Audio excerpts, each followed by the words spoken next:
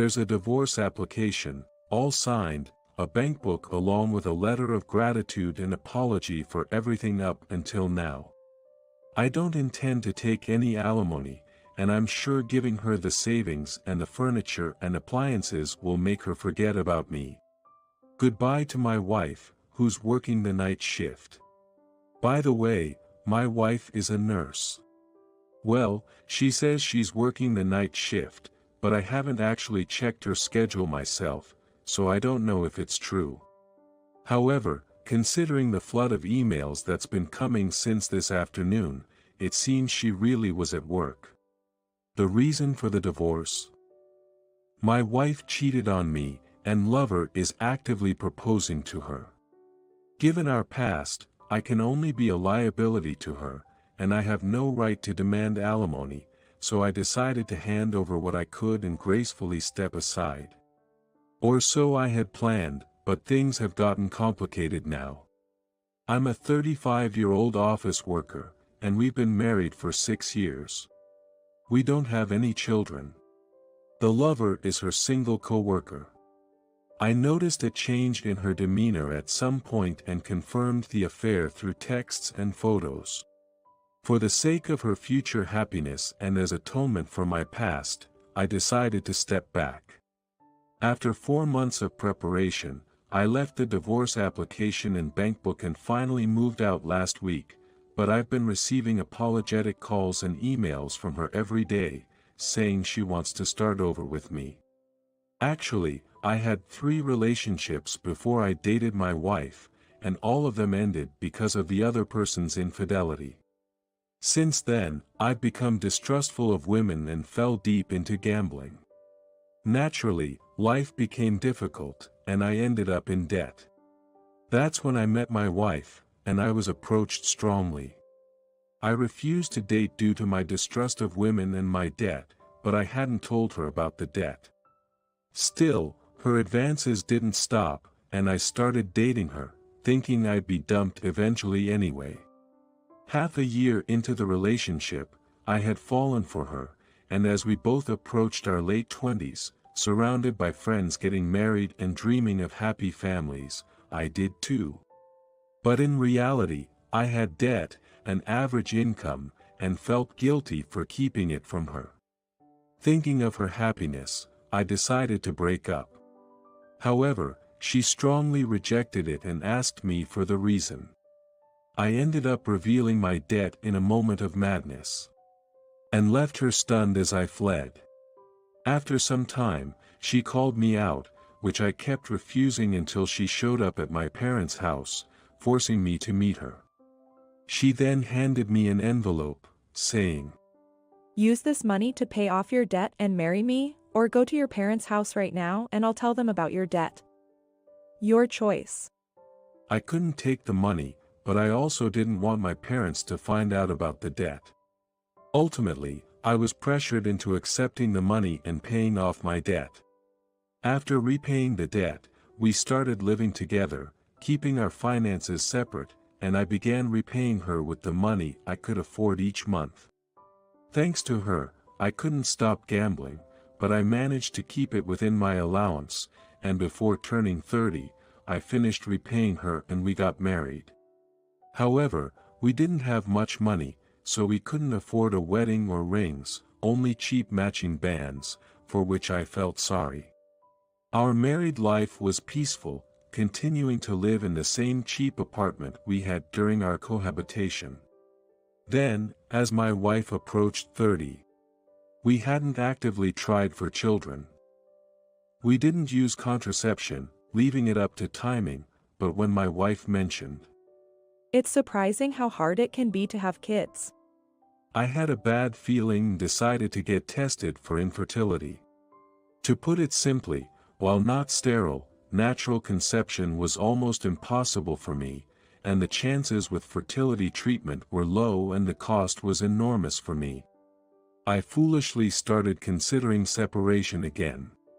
After receiving the diagnosis, I honestly discussed it with my wife and even brought up divorce. Naturally, she was furious, and I ended up severely beaten, to the point where my boss told me to do only indoor work for a week.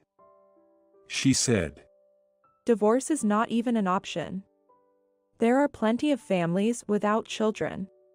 We then discussed it with her parents. From my wife's parents, I got the roundabout message that the trouble wasn't really her fault, and I should maybe consider divorce after all. I was close to agreeing since I'd been thinking about divorce myself until recently. However, before I could, my wife firmly told her parents she had no intention of divorcing, so I ended up reluctantly getting their permission to continue our marriage. After that, my wife and I decided not to pursue fertility treatments but to enrich our lives together, just the two of us. Given our jobs both involved night shifts, we often felt we didn't have time for each other, so we made the most of the time we did have, going out to eat or taking a few trips a year, cherishing every moment we got to spend together. But starting last fall, I noticed a change in her demeanor. She started rejecting when I suggested going out to eat, acted oddly distant when we were together, and often came home late claiming overtime. Linking her behavior to that of a past girlfriend I'd almost forgotten, I fell into a state of paranoia. Despite my growing anxiety every time she came home late, I tried to maintain a semblance of normalcy. But eventually, I reached my limit and checked her phone while she was sleeping. With no lock on her phone, I had hoped my worries were unfounded, but I found undeniable evidence of her affair on WhatsApp. Her lover was a co-worker who had been to our house before.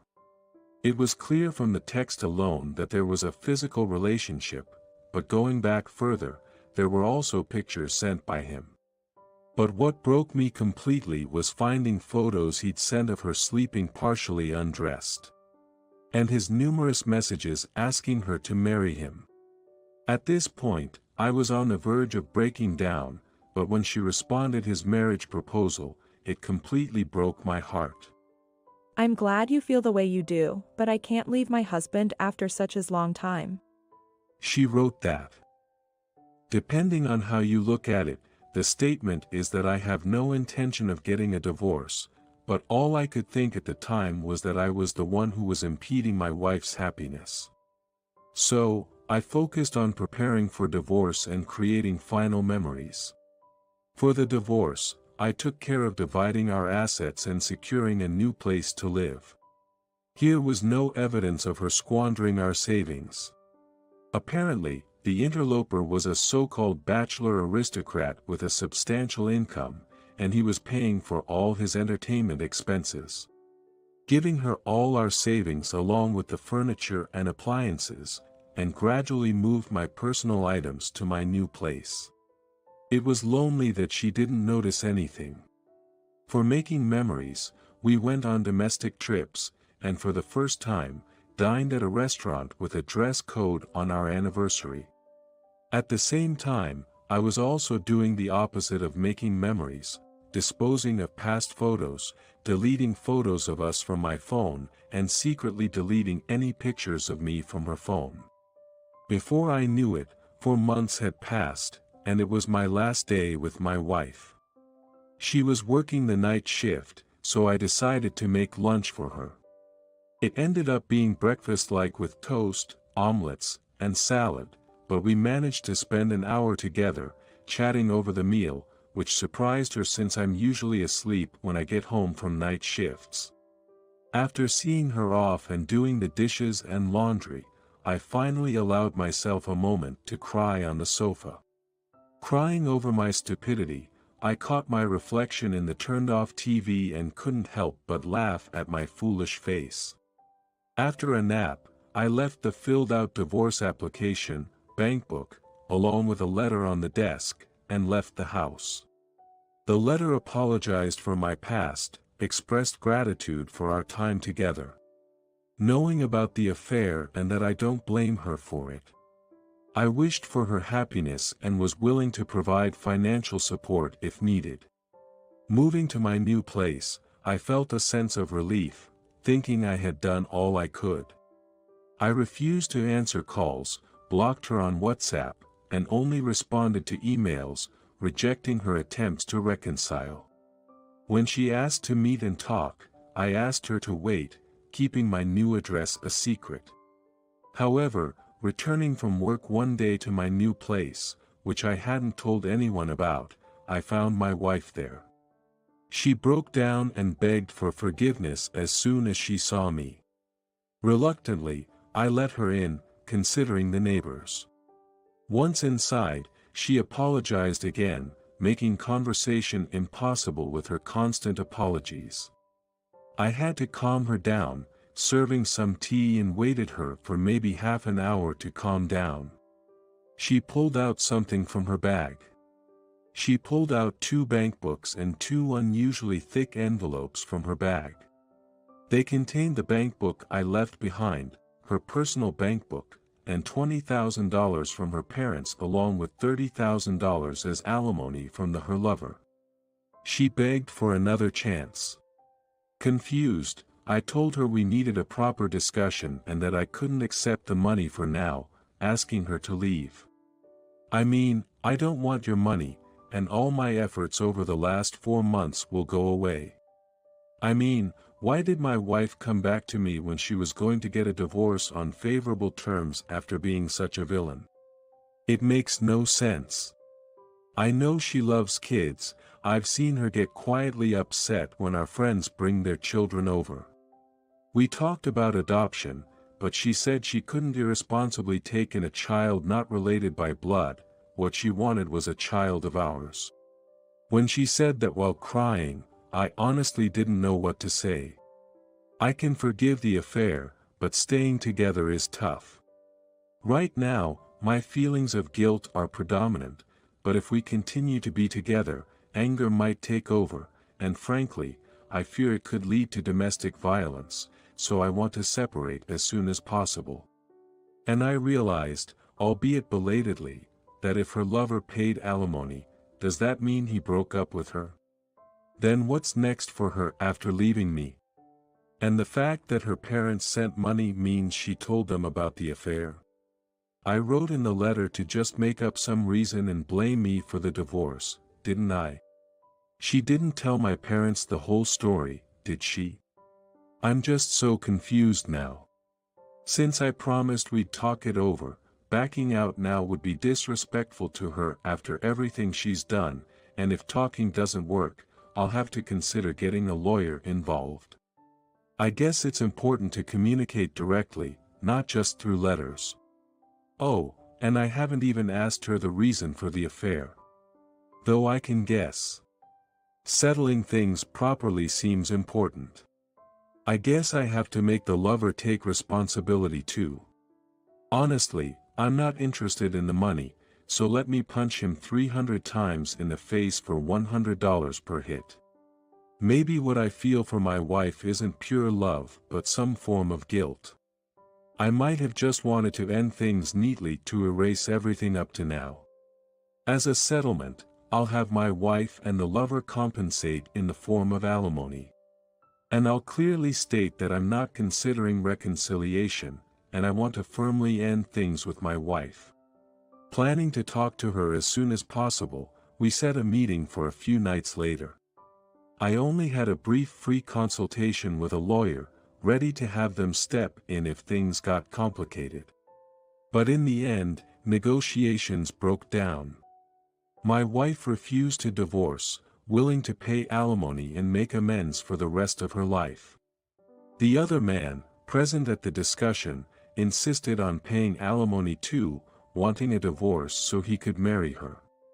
My in-laws, whom I told not to come, showed up, and my father-in-law immediately went for the lover upon arrival, getting even angrier when called "Dad" by him.